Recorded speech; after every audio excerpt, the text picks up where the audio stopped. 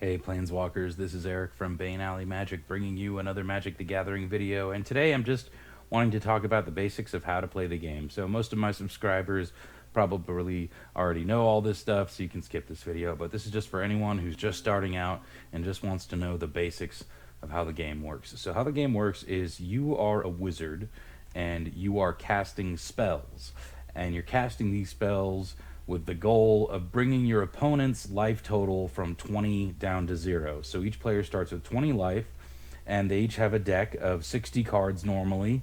In other formats, things are different. But what we're going to talk about today pretty much applies to all the formats, though there are some minor differences between all the formats. But for the most part, you usually have 60 cards in your deck, and each player starts the game with 7 cards in their hand. And so these cards on the right here are the spells that we can cast, and on the left here are the cards that we use to cast the spells. These are called lands. And so you'll see in the middle of the cards, it always tells you what the card type is. So this card type is a basic land with the subtype swamp. This card type is a creature with the subtype Nightmare Pangolin or whatever, Gloom Pangolin. Here's the title of the card up top. And then this card, the type is called an instant, which we'll get into what that means later. Here's another instant. And then this one's called an enchantment. Okay, so these are our spells. And like I said, we use the lands to cast these spells. So how do we do that? So we can play one land from our hand per turn. And then how we use the land to cast the spells is you look at the top right of the spell. And on the top right of Gloom Pangolin here, it's got the number 2 and a skull, right? And you'll see on these swamps here, it also has a skull. So these are called mana symbols. And mana is the energy produced by lands that you can use to cast spells. Actually, most people in the game pronounce it mana, but I say mana because I'm from Hawaii and that's how the word is originally pronounced. Anyway, so you use the mana to cast the spells. So you'll see Gloom Pangolin requires 2 of any type of mana and 1 black mana. So for each land, it usually produces 1 mana. So for swamps, they all produce black mana, and you'll see the black mana symbol here. Swamps make black mana, represented by the skull. Forests make green mana, represented by a tree. Islands make blue mana, represented by a water droplet. Mountains make red mana, represented by a fireball. And then there's plains, which make white mana, which is represented by a sun. And then there's also non-basic lands that are not basic, that can make multiple colors of mana and do all kinds of things. But for now, we're just starting with basic lands, right? You tap them, and to tap them means you just turn them sideways. And when you tap them, they produce 1 mana of whatever type they can produce. So when you tap a swamp, it produces 1 black. So for Gloom Pangolin, you need a total of 3 mana, 1 of which has to be black. The other 2 can be any other 2 type of colored mana. So in this deck, we're just going to be playing with green and black. And this is the opening hand we drew. We drew 7 cards, and it's asking us, do you want to keep this 7? And it looks okay, but the problem is we don't have any of our green mana, right? We need the forests so that we can cast spells like this Warbriar Blessing and such like that. So we're going to do what's called mulligan. And that means you don't keep your opening hand. You shuffle your opening hand back into your deck, and you draw a new hand. The risk with doing this is that every time you do it, you gotta keep less cards. So right now, if we kept our opening hand, we'd keep 7. When we mulligan, which we're going to do now, so I'll show you. So we're going to mulligan. We draw 7 new cards, and we're going to keep this hand because it's got green and black. But now, since we mulliganed, we got to put 1 of the cards on the bottom of our library. So we're going to keep 6, and we're going to put 1 card on the bottom of our library. Return 1 card to the bottom. So we're going to put this complicated, weird one on the bottom of our library for now. Okay, and now we're going first. We're playing against Sparky, who is just the Magic Arena opponent that you can set up at any time. It's just a robot. And so We're going first. It's just determined by the flip of a coin, or you can roll a dice, or you can, rock, paper, scissors, whatever you want to do.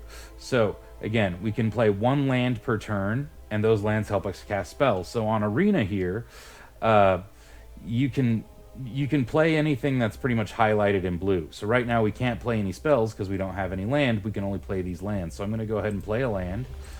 And then our turn's going to be done because we can't do anything else. So then the opponent takes their turn. They play a land, and they can't do anything else. So it's back to us. Okay, and you see we drew a card. So normally to start the turn, you draw a card is the first thing you do. Except for when you're the first player. There's sometimes when you're the first player that you don't draw a card as the first player. But after that, every turn, every single person starts their turn by drawing a card. And you can only play one land per turn. So we're just going to play another land, and that's all we're going to be able to do. And if we could do something else, we could, go through the other phases, right? So anyway, for now, we're just going to play a land and pass the turn, as they say. So opponent, they drew a card, they played another land, and now you can see they cast a spell. And then they pass the turn to us because nothing else happened. So let's talk about what the opponent did before we go back into our turn. So they played another Plains. As you can see, it's got the sun symbol here. And they cast Shrine Keeper, which is 2 white mana to cast. As you can see, the 2 white mana symbols in the top right. This is a creature, human cleric, and then you can see on the bottom right, it says 2/2. So the 2/2 there, the 2 on the left is its power, and the 2 on the right is its toughness. So the power is how much damage it deals, and then the toughness is how much damage it can take before it dies. And that toughness resets at the end of every turn. So it's not like it can only take 2 damage over the course of the entire game. It can take 1 damage on one turn, and then the next turn it can take another damage, and it can find, as long as it's not taking 2 or more damage a turn, Shrine Keeper is going to stay alive. So anyway, our opponent just cast a creature, and they were done. Normally, you would want to attack with the creature right away, but creatures all have what's called summoning sickness, which means they can't attack right away. They have to wait 1 turn before they can attack. Now, to get around this, there's a special ability called Haste, and it'll say it on the card. You'll see on Shrine Keeper, the white box is just blank with no text in it, because we're keeping it easy here. But sometimes in that box, there's going to be text, like here on Farrakha's Libation, there's text inside the box, which says stuff. So sometimes on creatures, there's text in the box, and sometimes it might say the word haste, and that means it can attack right away. All right, so we're going to go ahead and continue our turn. We're going to play a land. And now we can actually cast these spells, so you see they're lighting up. And so we're going to cast a creature, but like I said, this creature is not going to be able to do anything, right? It can't attack right away, so we're just going to play it. It enters the battlefield. You'll see our lands tapped in order to cast it, right? We're not able to use them anymore, but they untap at the beginning of every turn. All right, so now our opponent, Sparky, has played another land. They played their 1 land per turn. Then they tapped their 2 lands to cast another Shrine Keeper, which is summoning sick, right? But this Shrine Keeper can now attack. So it's attacking us. So in order to attack, you see you tap the creature. Just like we tap the lands by turning them sideways, you tap the creatures by turning them sideways in order to attack. And now we can choose to block. So even though we can't attack right away, we can block right away. And we're going to, because there's probably no downside. So on Arena here, we just click on it. And we say, yes, we will block this creature. And then Shrine Keeper is going to deal 2 damage to our Gloom Pangolin. And Gloom Pangolin is going to deal 1 damage to Shrine Keeper. So we're going to block. And here goes the damage. Okay. And now you'll see their toughnesses have gone down. But at the end of the turn, that'll reset. And there we go. The turn ended, and their toughnesses reset back to normal. And then what happened here? Target blocking creature you control gets +2/+2. Okay, so they responded with an instant. When we blocked, the opponent, Sparky, decided to go, hey, I'll do a trick, and I'll give my blocked creature +2/+2. So they temporarily made Shrine Keeper into a 4/4. Thankfully, Gloom Pangolin still survived. Now, how they did that was with this spell, which, as you can see in the spell type, it says instant, which means you can cast it at any time. That's what instants do. Instants mean you can cast them at any time. With other spells, there are restrictions on when you can cast them. Normally, you can cast them only during your turn, before or after combat, in what's called the main phases, right? But with an instant, you can do it at any time. So Sparky cast this instant right in the middle of their own combat phase, which normally you can't even cast your own spells in the middle of your own combat step. But with instants, you can. All right, so then it's back to us. We drew a card. We drew this card, which is called an artifact. So we've talked about creatures. We've talked about lands. Now let's and then we just talked about instants, which is also a spell, but an instant you can see it just went straight over here to the discard pile. And in Magic, the discard pile is called the graveyard. And so instants, and there's another type of spell called sorceries. Those are the two types of spells that go straight to the graveyard. Instants and sorceries. Everything else is called a permanent, which means that it actually stays on the battlefield. So we have artifacts, there's also enchantments, there's creatures, and there's also something called planeswalkers, which we'll get to later. Okay? So for now, we're going to play our forest, and let's go ahead and play this artifact. So an artifact's not a creature.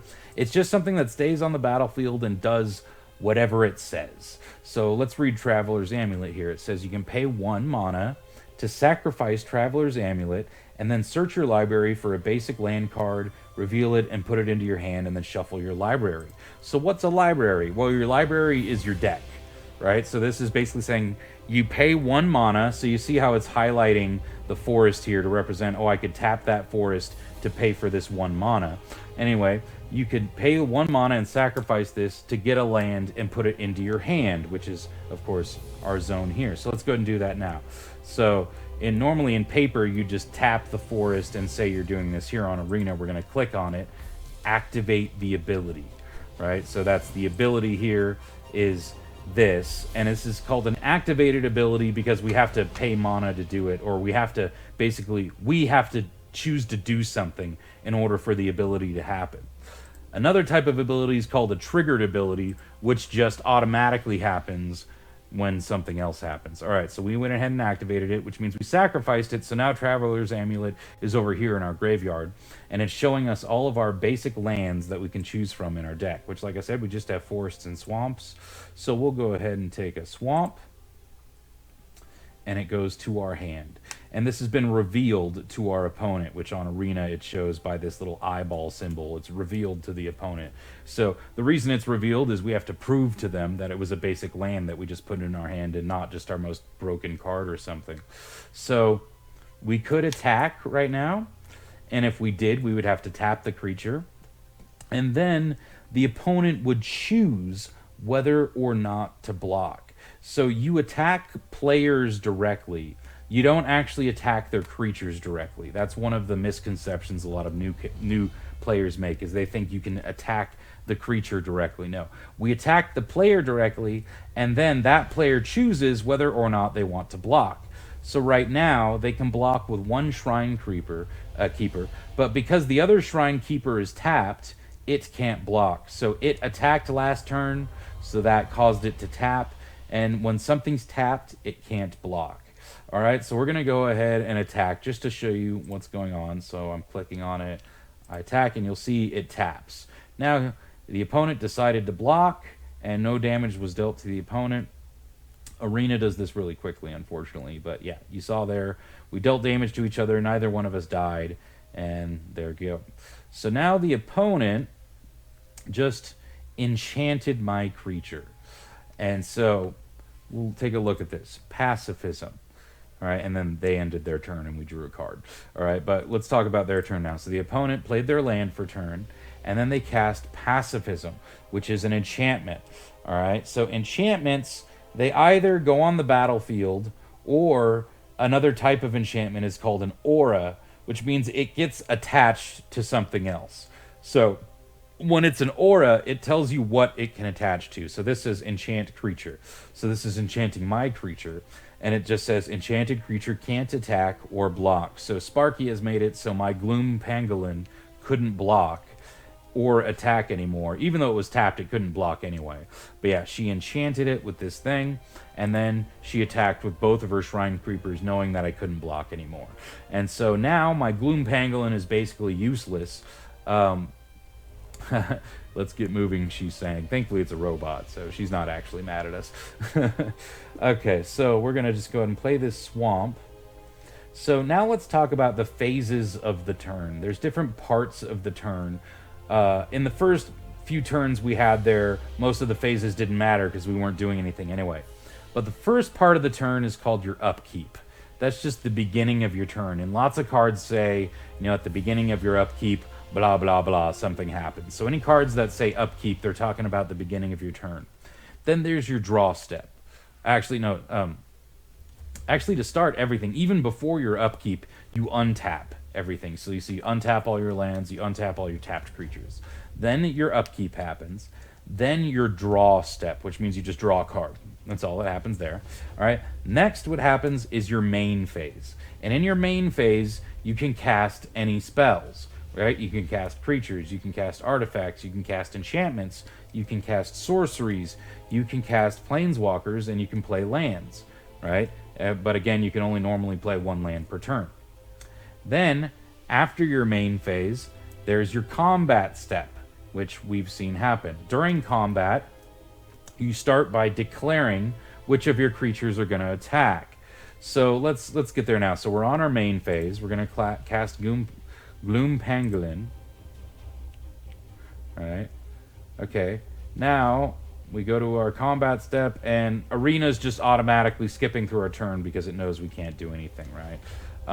But on our next turn, it's going to stop before our combat step and ask us, do you want to attack? So for now, our opponent is on their combat step. They declared these two as attackers. And now we're deciding whether or not we want to block. So after the declare attacker step is their declare blocker step. So I will declare a blocker. And after the declare blocker step is the damage step. So now damage resolves. So now we block, next damage happens. And at any point this is happening, our opponent can respond by casting an instant, which Sparky messed up there and did it after combat for some reason, which was a mistake, but you can't blame it, it's a computer. But what our opponent could have done there is, in response to me blocking, cast this instant, giving their creature +2/+2 and lifelink, so then they would have gained 4 life. So lifelink means whenever that creature deals damage, you gain that much life. So their creature would have gotten +2/+2 and gained lifelink until the end of the turn. So it was a 4/4 till the end of the turn, and if they did this before damage went through, then they would have gained the life, right? So instants are the one type of spell you can cast at any time. All right, so after the damage step resolves, then it goes to your second main phase. And during the second main phase, you can cast spells again if you want to, right? You can cast more spells that you didn't cast during your first main phase, all right? And then after your second main phase, it goes to your end step.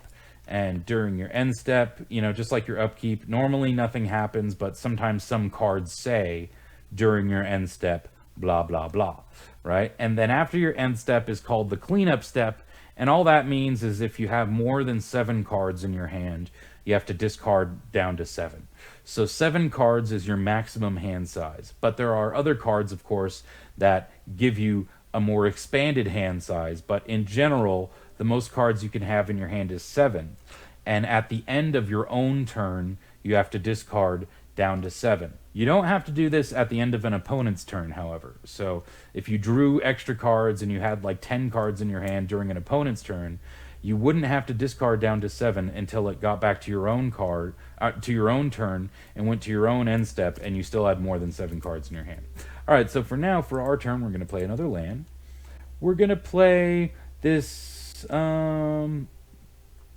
we could play this instant now, but it's always useful to wait till the last possible moment to play an instant, that's what makes them so great, is that they're tricky, right? So instead, let's see, that's 3 to cast, and we got 6 lands total. So we do have enough mana to cast both of these spells. So for now, I'm going to cast another Gloom Pangolin.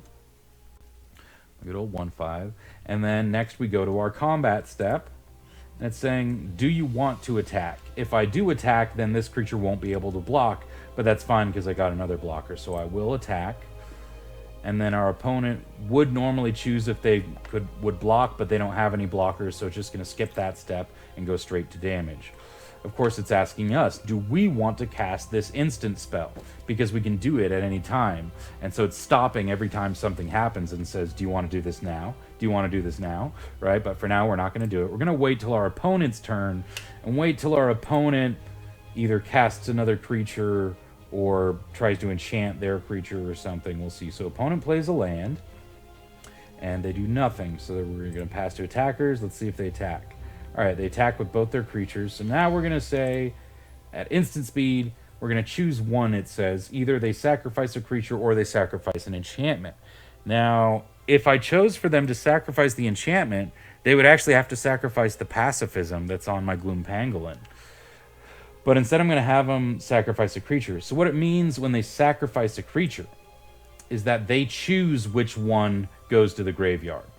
But technically, they're both Shrine Keepers, so it doesn't matter. But that if they had like a better creature, then they would choose the least better creature. All right, so now we're going to choose our blockers. We'll go ahead and block here.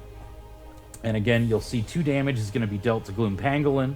1 damage is going to be dealt to Shrine Keeper. So Shrine Keeper's toughness is going to go to 1 in red, and Gloom Pangolin's toughness is going to go to 3 in red. And then at the end of the turn, or at the beginning of the next turn, they'll go back to normal. So here we go, damage is dealt, and there we go, they went back to normal. And now it's my turn, I drew a card, and now we unfortunately got nothing to do, because we got lands. We just got lands. So all we've got is Gloom Pangolins. We'll go ahead and attack with them. Hopefully we'll draw something else here. Pass the turn. Again, just play 1 land per turn, so we can only keep that. And we got no blockers, so we're just taking 2... Okay, so now I don't want to just keep attacking with both. I want to leave back a blocker so I don't just keep taking 2 from them every turn. Alright, because we're just dealing 1 to them. Okay, so the opponent draws a card, plays a land. They got 2 cards left. Alright, they play a creature. So you see they tapped 2 mana to cast this creature, Fencing Ace. A 1/1 human soldier, so toughness 1, power 1. And then to cast it, it was 1 and a white. And it says it has double strike. So double strike means it deals combat damage twice. 1 time before other creatures, and 1 time at the normal time that creatures do. All right, so let's see. We'll go ahead and block. And Fencing Ace is summoning sick again, so it couldn't attack right there. Okay, so again, back to double strike. There are 2 types of combat damage. There's first strike damage, and then there's regular combat damage. So first strike damage happens before damage from creatures without first strike. And then there's regular damage. So double strike means they deal both first strike and regular combat damage. So Fencing Ace in total is actually going to deal 2 damage when it blocks Gloom Pangolin. So we're going to attack, just so you can see this. And they might block, they might not, because if they block, even though it's going to deal first strike damage, that first strike damage isn't going to be enough to kill the Gloom Pangolin. And so then they're both going to deal regular combat damage, and the Fencing Ace will die. So I'm guessing she's actually not going to block, but we'll see. Yeah, she doesn't block. Alright, so our turn's over. Our opponent plays another land. Now they attack, and you'll see he did the first strike damage first, and then they both did the regular combat damage. You'll see that again when they attack again next time. The Fencing Ace deals 1 damage really quick first, and then everyone does regular combat damage. Alright, so I just drew a really special creature. It's called Nyxbloom Ancient. As you can see, it's a lot to cast. It looks like a really special card, and it is. So, it has power 5, toughness 5, the mana cost is 4 and 3 green. So again, we have to have 3 green and then 4 of anything else. They could be more green, they could be black, they could be red, they could be whatever. All right. So anyway, this creature is an enchantment creature elemental. It's kind of cut off on arena there, but on the normal card it all fits. Elemental. And it says it has trample, which we'll get to in a second. And it says if you tap a permanent for mana, it produces 3 times as much of that mana instead. So again, everything that stays on the battlefield is a permanent. So this says if you're literally tapping anything to make mana, you make 3 times that much mana instead. Now, what does trample mean? Now, normally, when a 1/1, like, let's say Shrine Keeper, when a 2/2 like Shrine Keeper blocks a 5/5, all of the damage from the 5/5 is prevented to the player, right? So the Shrine Keeper would die, right? But the Shrine Keeper would be preventing all of the damage that the 5/5 would deal. However, when something has trample, the excess damage goes over and deals the excess damage to the player. So if Shrine Keeper blocked Nyx Bloom Ancient, Shrine Keeper would block 2 of the damage only, and 3 damage would go over and hit the opponent. That's what trample means. But if Nyx Bloom Ancient didn't have trample and Shrine Keeper blocked it, all of the damage would be prevented and Shrine Keeper would just die. Okay, so let's go ahead and cast this Nyx Bloom Ancient.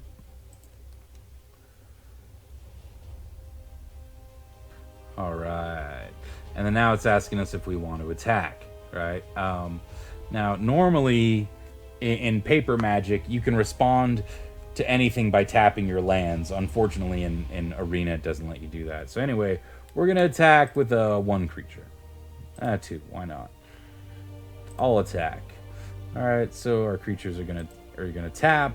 We deal 2 damage, bringing them down to 12, and then it's the opponent's turn. And then now, I want to show you how we're going to make triple mana, and we could, but Arena knows that we have nothing to do with it, so it's just making us pass the turn. All right, but now we can. Now we can do it. So all we have to do is tap 1 swamp. So I'll show you here. We'll tap the swamp, and you'll see it made 3 black mana, thanks to Nyx Bloom Ancient. And now we can cast this spell, Murder, destroy target creature. But you know what? That's an instant speed spell, so maybe I want to do that at instant speed and see if I can trick them, right? Trick them into, I don't know, trying to block or something. Anyway, that's the great thing about instant speed stuff, is you don't have to cast them right away. You can wait till the last possible minute and see if you can mess up your opponent's plans that way, you know, and often you can. So, all right, we will block, block, block. All right, they have enough power to kill Nyx Bloom Ancient now, though, because Fencing Ace is going to deal 1 first strike damage before everything else. Then it's going to deal another regular strike damage, and then 3 damage is going to come in from the Hazda officer. So Nyx Bloom Ancient is going to die, unfortunately. So it's going to take 5, but it's also going to take these 2 creatures with them.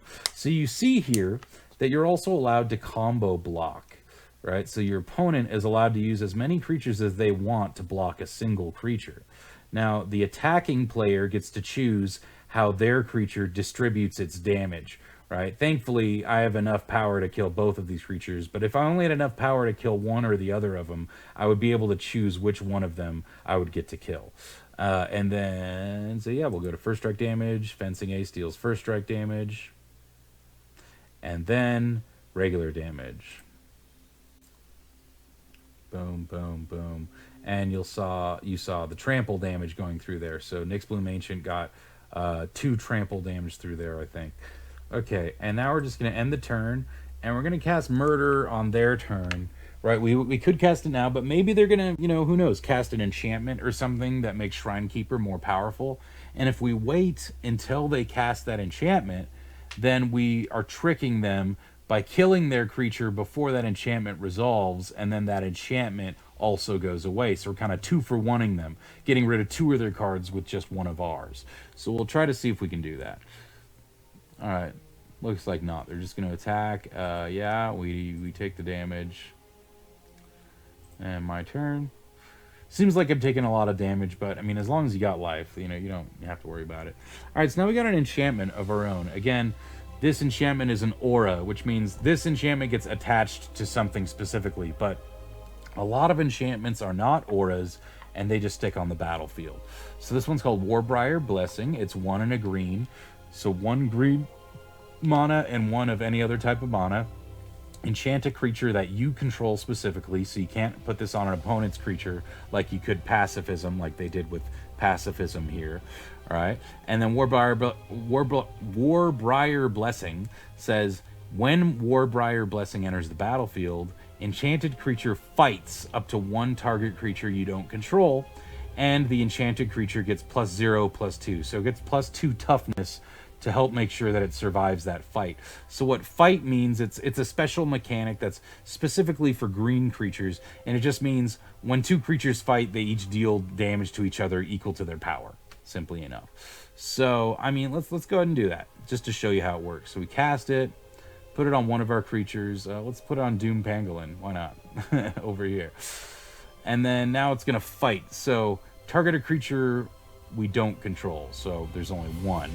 And then we fight. So I'm going to deal 1 damage to it. It deals 2 damage to us, but I had +2 toughness, so my toughness is down to 5 now. And then we go to combat. We attack to damage. Alright, we end the turn. Opponent draws a card. Toughness goes back to normal. Now they're casting Impassioned Orator. 1 and a white for a 2/2 human cleric. Whenever another creature enters the battlefield under your control, you gain life. Oh, this is important. They're talking about the battlefield. What's that? Well, this is the battlefield, right? Just the general playing table area where everything ends up. That's called the battlefield. So whenever they have another creature enter under their control, then they get to gain 1 life. Pretty sweet. And you see they tap 2 mana to cast that. So we'll let that resolve. And we'll see if they play another creature. It looks like not. But if they did, they would have gained a life there. Alright, so they're attacking again.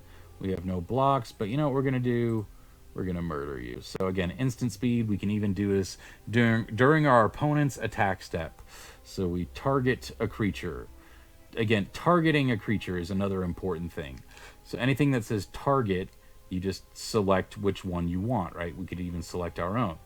There is an ability called Hexproof, which means this can't be targeted, right? So thankfully we don't see any hexproof creatures out. So we'll murder that thing, and opponent passes the turn. All right, so here's another special card. It's called Curious Pair, and this is special because it has this adventure side to it. Sorcery adventure. So some cards have multiple ways you can cast them. So you could either cast this as just a regular creature, human peasant, which will be a 1/3. You could do that for 1 and a green. But you also have the option of casting this part of it, Treats to Share, for 1 green. That's a sorcery, so you can only cast it on your turn before or after combat. And it says create a food token. So what's a token? A token is like a card, right? But it's just, you're using something else to represent a card. Basically, a token is a permanent that you get, but it's not like a card in your deck. It's just something you create out of nowhere. So we have 2 different casting costs we could do. So to show you how that works, I'm going to go ahead and cast this for the for the Treats to Share part. But this specific type of card is called an adventure card.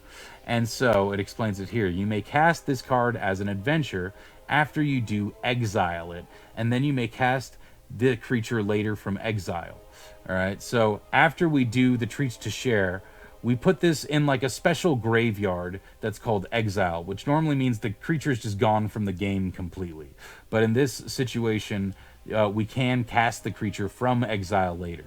So those are the different zones, right? We have the hand, we have the battlefield, we have the graveyard, we have the library, and then there's the exile zone, which in Arena is on the right card of your library.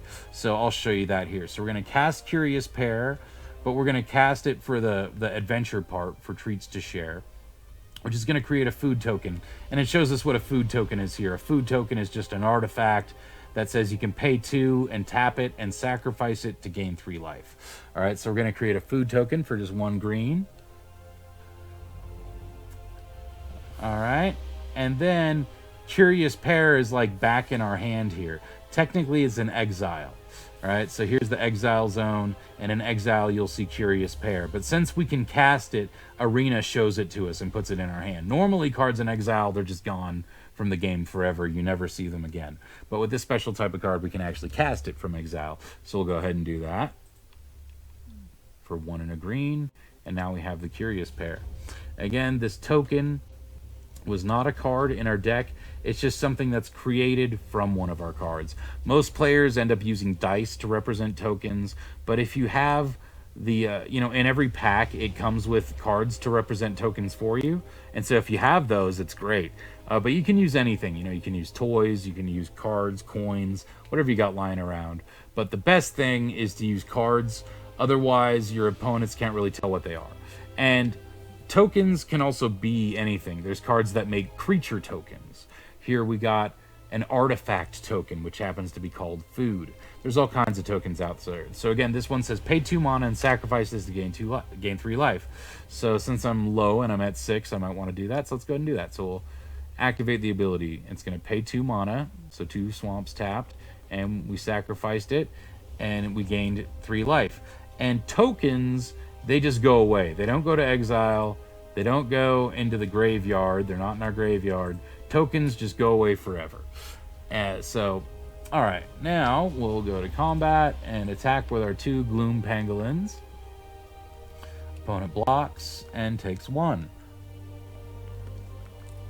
And then at instant speed, they give it +4/+3, but you'll see the computer messed up again and did it after combat.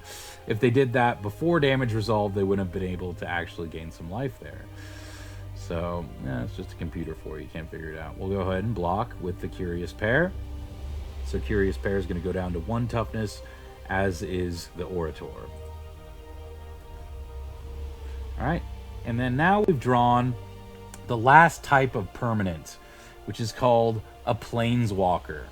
All right, Planeswalkers basically almost count like another player, right? It's another wizard that can also cast spells. So these are the 3 different spells that Liliana can cast. Though they don't technically count as spells. They count as activated abilities. But, I mean, if you want to understand what a Planeswalker is, that's kind of what it's like. It's like its own player who's casting their own spells for you. All right? So, Liliana Dreadhorde General is 4 and 2 black to cast. And then she enters with 6 loyalty counters. So this is not power and toughness. It's something different. It's called loyalty counters. And basically these are used to cast to activate the abilities, right? Which are like casting spells, but they're technically activated abilities. They are not casting spells. So anyway, so it starts with 6, and then once per turn, you can choose one of these 3. So for +1, putting her up to 7, you can create a 2/2 black zombie creature token that you see here. For -4, which would put her down to 2, each player sacrifices 2 creatures. So each player chooses 2 creatures from among the creatures they control and puts them into the graveyard.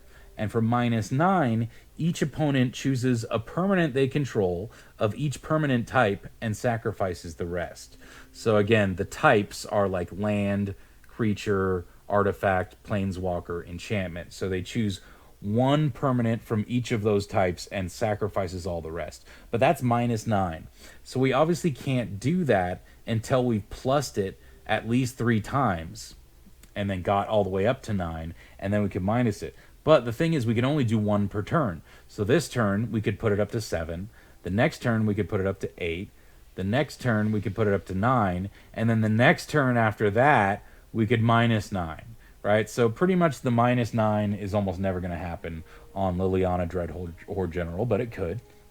Okay, and then Liliana also has what's called a static ability, which just means this is always happening, as opposed to an activated ability. Actually, this is a triggered ability. So it says whenever a creature you control dies, draw a card. Most Planeswalkers don't have extra text like this, but some of them do. Right, and this is just. This is never affected. This is as long as she's on the battlefield, whenever a creature you control dies, in other words, goes to the graveyard from the battlefield, you get to draw an extra card, which is pretty sweet.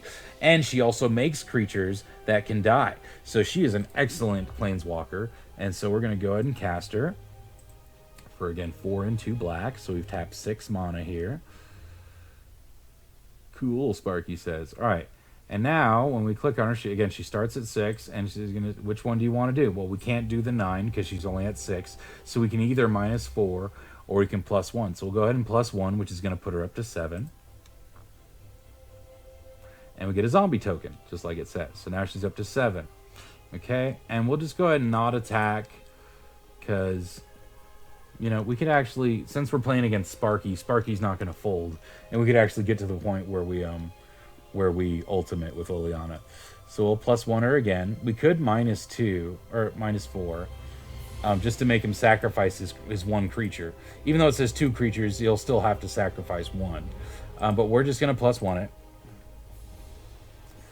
just to try to get up to that 9. And we're going to cast this instant, but we'll wait till the opponent's turn to cast the instant, unless maybe we really wanted something else for this turn, but we don't really care. We're not going to attack just because we want the game to go on long enough to where we can ultimate, and you see how this ultimate ability works. The ultimate, again, is the -9 ability. So, alright, opponent casts Hazada Officer, and then we will, in response, cast Dark Bargain. Look at the top 3 cards of your library, put 2 of them into your hand, and the other into your graveyard. Dark Bargain deals 2 damage to you. So we're going to go from 9 down to 7, but it's worth it just to draw 2 cards. So we're going to draw one of these 3. We're going to draw 2 of these 3. I think it's going to be Greenwood Sentinel and a Boreal Grazer, the 2 creatures. We don't really need Return to Nature right now because there's no artifacts or enchantments or cards in graveyards that we care about destroying or exiling.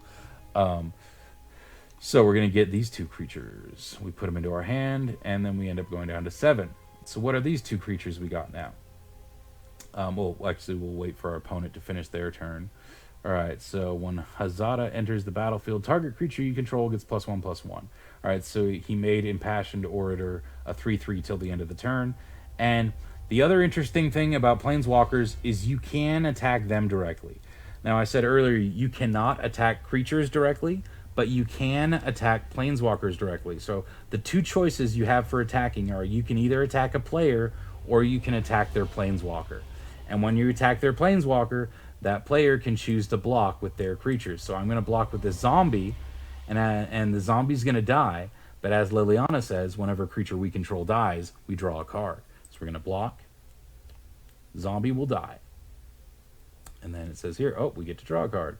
So that resolves, and we draw a card. We drew this enchantment. It's an aura. It's called Gift of Paradise, and then we go to our turn, and we draw another card. Anyway, this says it's an aura, and we can enchant a land with it. So again, auras tell you what they can enchant. So this one can enchant a land. When Gift of Paradise enters the battlefield, you gain 3 life. And it says, enchanted land has tap to add 2 mana of any one color. So this is what we call ramp. In other words, this is a spell that's going to add extra mana to our mana pool. Because like I said, normally we can just play 1 land per turn, like we are going to right now. So we play our 1 land per turn, and that's it. But with ramp spells, you end up with more mana to use over the course of time. So here we are. We have 11 lands right now. 11 lands, right? So normally, on next turn, we draw another, if we drew another land, we would have 12 mana available. But now we're going to cast Gift of Paradise. Okay. So now, this land taps for 2 mana.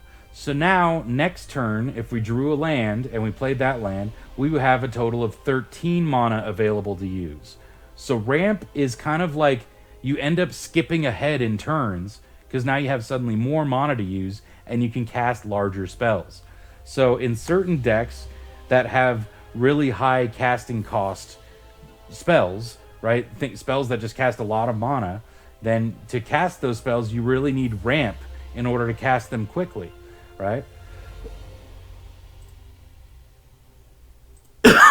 Excuse me. We got these 2 creatures that have their own abilities. So Greenwood Sentinel, 1 and a green for a 2/2 Elf Scout, and it says Vigilance.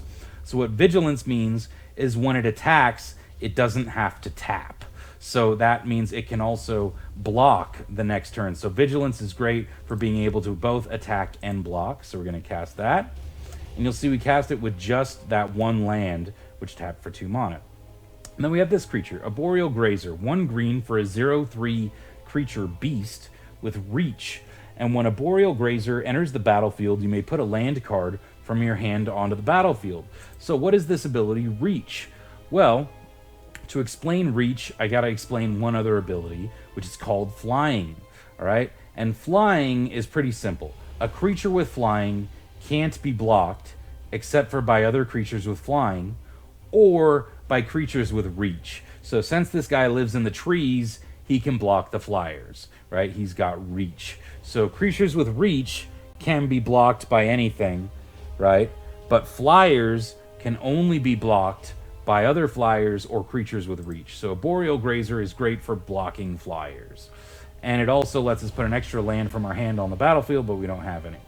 All right, so next we're gonna activate our Planeswalker again. Again, we get to do this once per turn. Again, we would normally just do this minus ability and end the game right here. But since we know our opponent is a robot and they're not gonna fold, we're just gonna keep making zombie tokens. And next turn, we're gonna ultimate her, and you're gonna see our opponent sack everything except for 1 creature and 1 land, and it's gonna be great. So we're just gonna no attacks and pass the turn. At opponent, they draw a card. Their main phase, they play a land. They go to combat, they attack Liliana. We will block with the zombie, which will, when it dies, draw us a card. So the zombie's gonna take 3 damage. We block. Okay, opponent, instant speed. For the first time, does it in the correct order. Before damage, gave their creature +2/+2. All right, so now they just gained 5 life, and they went up to 12. Good for you, opponent. All right, so now we get to ultimate. All right, each opponent, so if we had multiple opponents, they'd all have to do this. Each opponent, what did she just say? Whatever. All right, so each opponent chooses a permanent type they control and chooses a permanent they control of each permanent type and sacrifices the rest. All right, so they're going to choose 1 creature and 1 land and sacrifice the rest. Yeah.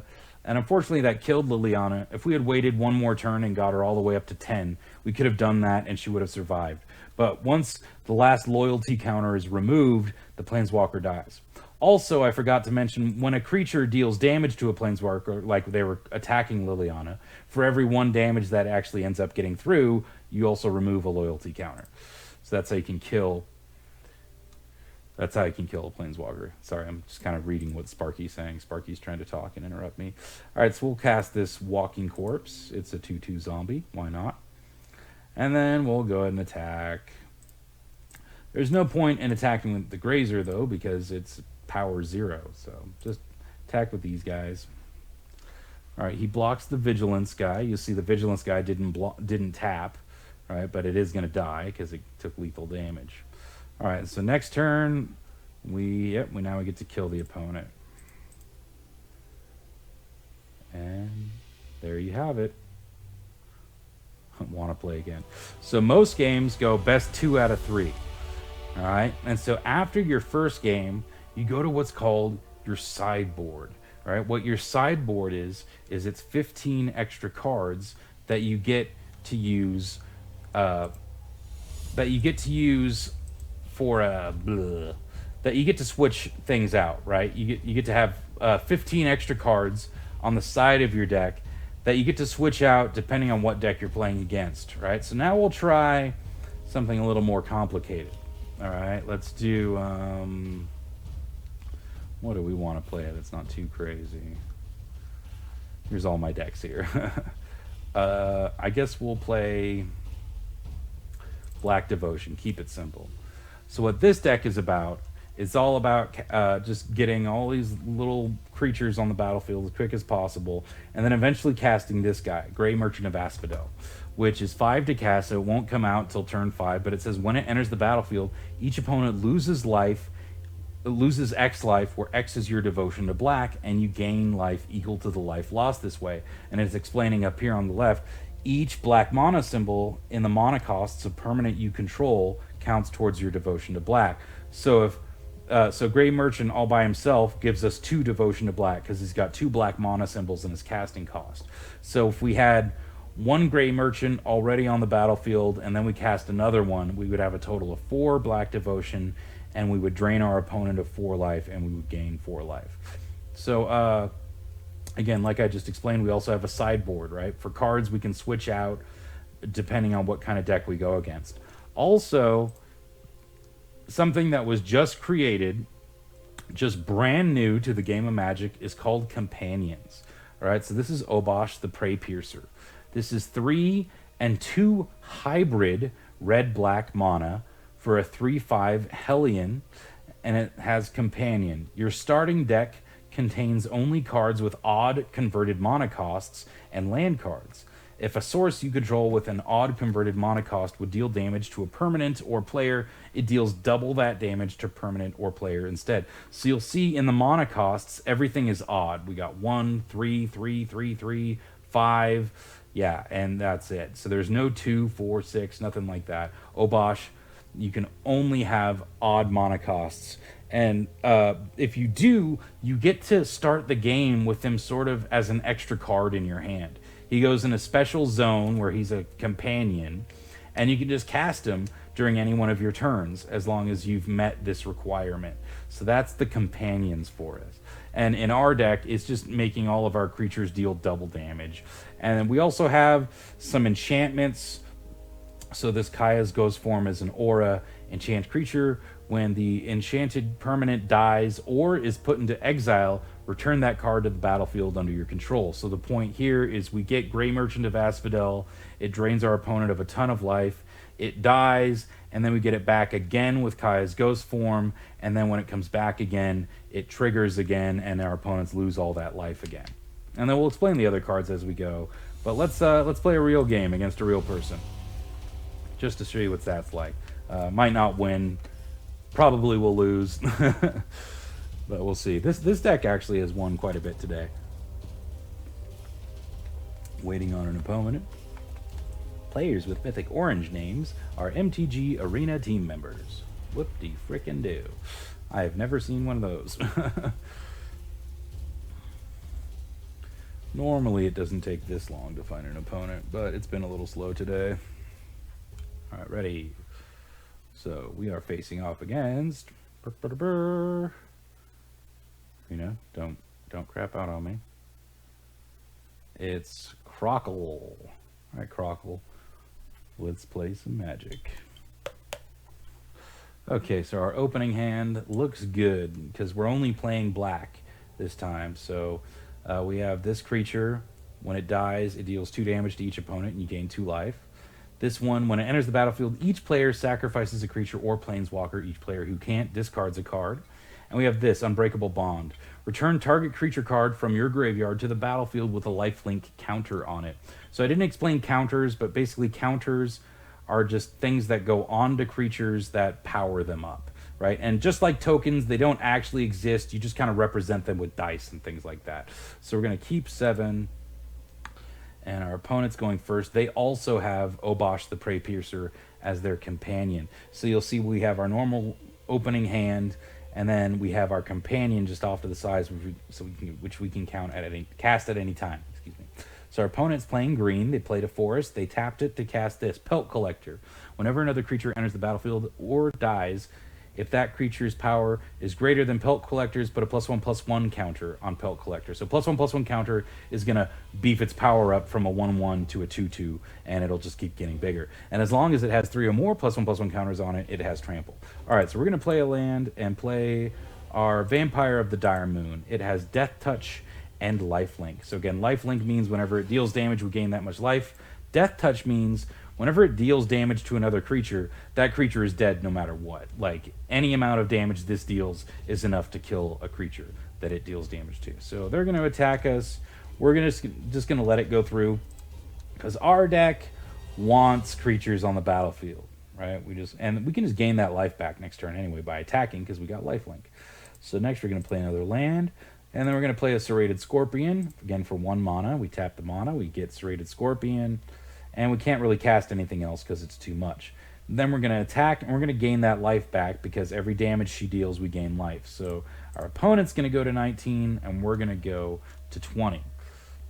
Unless they got some trick up their sleeves. Oh, they do.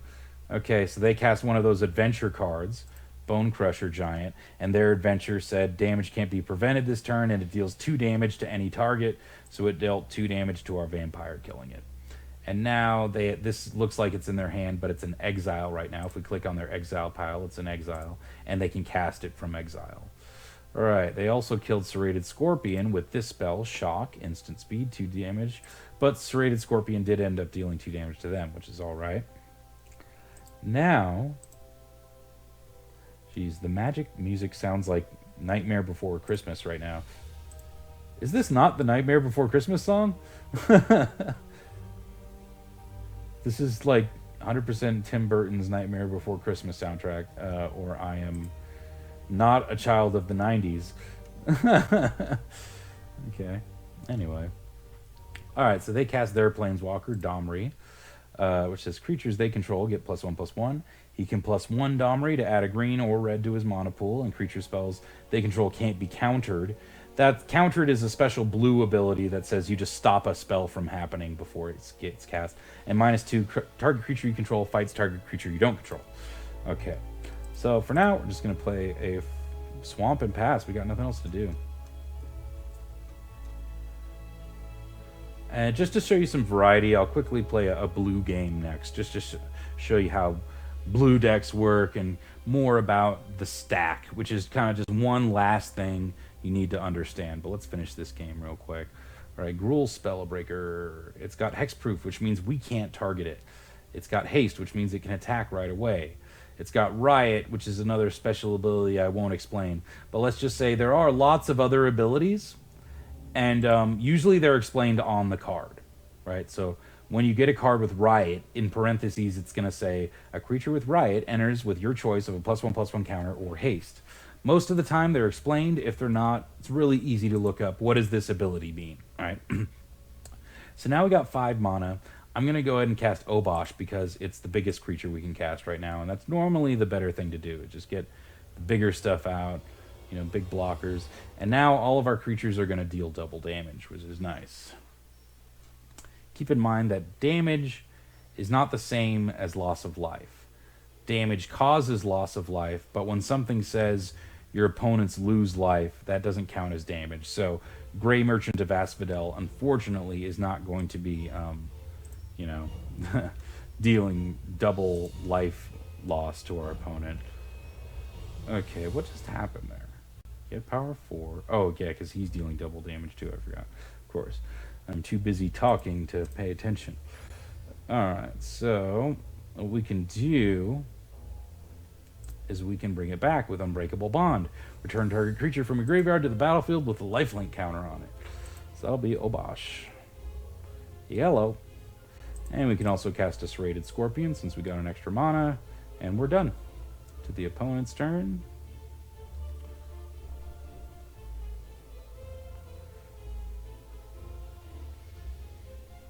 Alright, opponent. They cast Bone Crusher Giant from the Exile. Okay. Thankfully it doesn't have haste. Oh, but it is going to fight Obosh. Okay. So we did gain some life, though, because Obosh had life gain, so we're up to 22 again. And they're going to attack, which means we're going to block, which means Serrated Scorpion's going to die. But it will deal 2 damage to each opponent. Now we got no blockers, so hopefully we'll draw one. Opponent plays a Grazer. Will they get an extra land? They do not. Alright, we get a blocker. Unfortunately, that's all it's going to do. And so I'm just going to scoop this match up just to show you guys some more of important points about Magic you need to know. So, real quick. Alright, so let's just say I lost this first match. Then here we are, our sideboard, right? So we can take cards out of our deck and switch them out with cards in our sideboard, right? Just so, okay, so we were playing against another Obosh player, right? So maybe we want more creature removal, right? To kill Obosh, right? Something like that. All right, but we're just going to scoop this match, and I'm going to show you next a blue deck so that you can understand how the stack works. So what the stack is whenever you cast a spell, it goes on the stack. Before it actually resolves, before it actually happens, it goes on the stack. And so, let's play a blue deck. Blue is the deck that often is doing this. So, play a blue deck. And so, when you have instants, you can cast an instant in response to an opponent's spell. So let's say you're at 3 life, and your opponent casts a spell that says it deals damage, 3 damage to target opponent, right? So they're trying to deal 3 damage to you and kill you. While that spell is on the stack, you can cast a spell in response at, only if it's instant speed though, but in response at instant speed, you can cast another spell that says you gain 3 life, right? So then you're going to gain the 3 life before they end up dealing you the 3 damage, right? And that's how the stack works. So everything goes on the stack, and then whatever goes on the stack last happens first, right? It resolves from top down, as they say. So here we're playing a blue-black deck. So you see we got our swamps. We also have islands. And then this is a special land. It's non-basic. And it says when it enters the battlefield, it enters tapped, so we can't use it right away. And when it enters the battlefield, scry 1, which explains up here, which means you look at the top card of your library, and you may put that card on the bottom of your library. And this taps to add either blue or black. So this is a great card for fixing our mana. All right, so we got some sorceries, some instants. Yeah, we'll keep this one. Again, we're not planning on like winning this match or playing it all the way through. Just want to show you how the stack works. So we're gonna play this scry land. It enters tapped. We can't use it right away. Now it's showing us, all right, here's the top card of your deck. Do you want to keep it on top or put it on the bottom? We already have plenty of lands, so we'll go ahead and put it on the bottom. And we're going to draw something else next turn. So scrying is really great for just fixing what cards you're going to draw. All right, opponent plays a mountain and passes. All right, so this land also enters tapped. When it enters, we gain a life, and it taps for blue or black. And since we have nothing else to do, we'll go ahead and play the tap lands first, right, is usually a good strategy. You play the tap lands first so that you can actually end up using them faster. All right, and pass. And turn, we got nothing to do. All right, opponent, they're playing red, so they're probably going to play some hasty, fast creature. As you can see with red, we got the fireball symbol. All right, they get another mountain. They play Robber of the Rich, which has reach, which means it can block flyers, and it has haste, which means it can attack right away.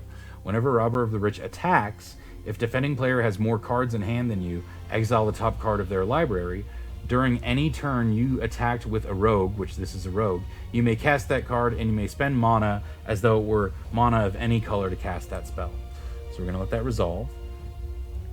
And then you'll see it's asking us, do you want to use this instant speed spell?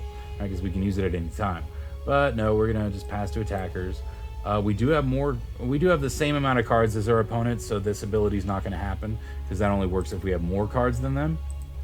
But they are going to hit us for 2 right away because they have haste. Again, normally you can't attack right away.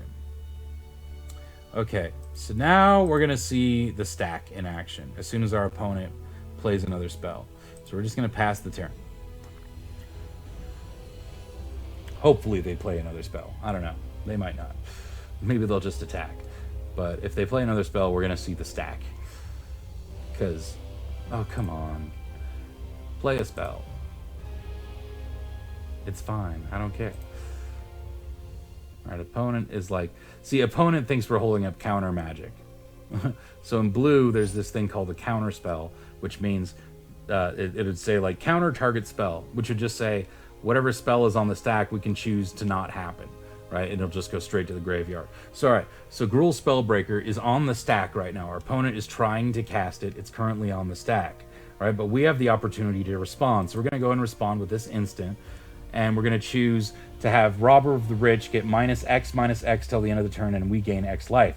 So X is a variable amount. We can pump any amount of mana into it. So you see in the casting cost is X black. So whatever number we put into X is going to be the value of X. So we're going to cast that instant speed, and we get to choose one. So we're going to choose this option. And we're going to make the value of X be 2 because we only have 3 mana total, so we can only make it be 2.